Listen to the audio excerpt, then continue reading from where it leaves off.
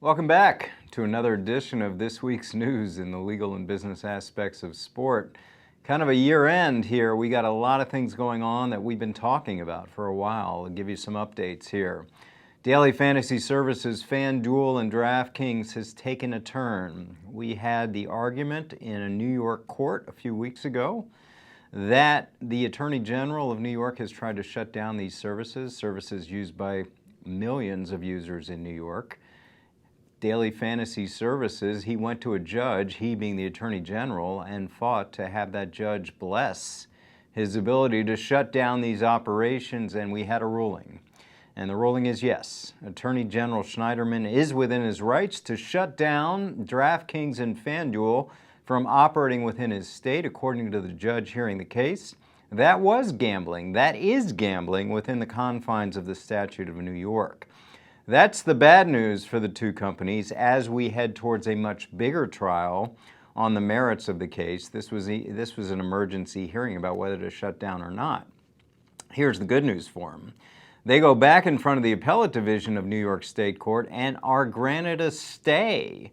So the stay is in place so they can continue to operate at least until January 4th, when this matter is put on for scheduled trial in the appellate division. So the appeal goes on. The Daily Fantasy Services of DraftKings and FanDuel are allowed to operate, even though the ruling is against them, that the Attorney General can shut them down. This Daily Fantasy Services takes a new turn every day. The whole issue of gambling has been at stake. As I've said before, that is the key to these leagues like baseball, basketball, football, hockey. Integrity of the game. Traditionally, gambling flies in the face of that. The issue then becomes, is this Daily Fantasy Services, which all four major sports leagues are involved in, is it gambling? Well, at least New York thinks so, and we await a larger trial to figure out if that's the case.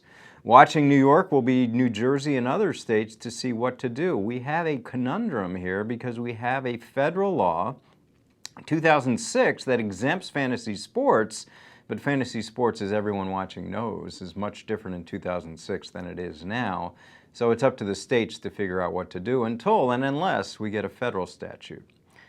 An issue related to gambling that we talked about in our gambling section of the course, in the commissioner power. Pete Rose applied for reinstatement, as he has been since 1989 when he was suspended, 36 years.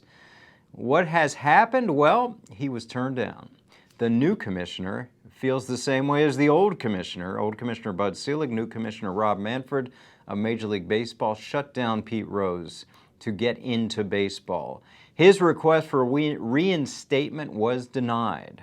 Pete Rose had a press conference and he said he respects and understands Commissioner Manfred's decision.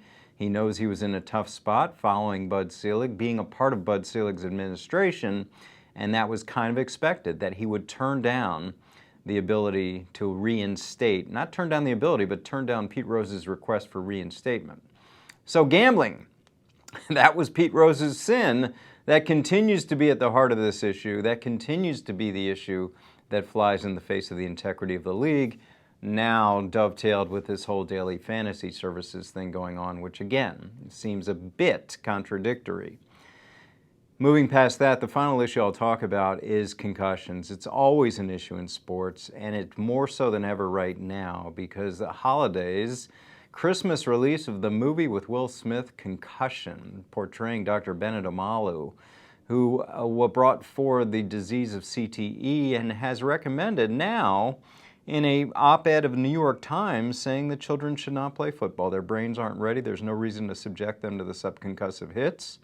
That is being disputed, obviously, by people representing the NFL. Here's what my thought is on this movie. The NFL is going to have a talking point. They cannot be silent in the face of this. What they may say is that represents a different time in our evolution, and we have certainly taken positive steps since then, which they certainly have. Since the 2009 hearings, congressional hearings, the NFL has taken much better steps. They moved the kickoff up, so less kickoffs are returned. That's the most concussive play in football, and they're doing what they can to improve it. But they're still haunted by the past, and that will be portrayed in this movie with Will Smith. It'll get a tremendous release and tremendous following because he's in it. And it will not be a good look for the NFL. I haven't seen the movie, but I will see it and I've heard enough about it. The question becomes, back to the legal side of it, is if the NFL says, well, this was a different time and place, a different era, number one, it's not a good look for them and not a good feeling for players who played in that era to hear the NFL saying it was not our best look. The other thing is the NFL is in the process, as we talked about many times, settling this concussion lawsuit. It's in the final stages. There have been lingering appeals, but it will be finally approved. We will have a complete and final settlement. And that settlement will have no admission of liability, none, for this time, this era that's being depicted in the movie.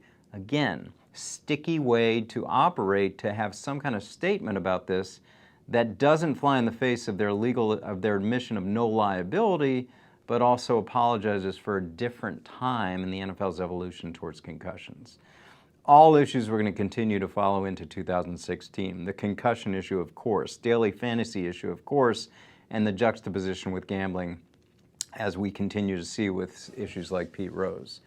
So happy holidays to everyone. We'll be back in early 2016 with another weekly edition of an update for legal and business aspects of sport.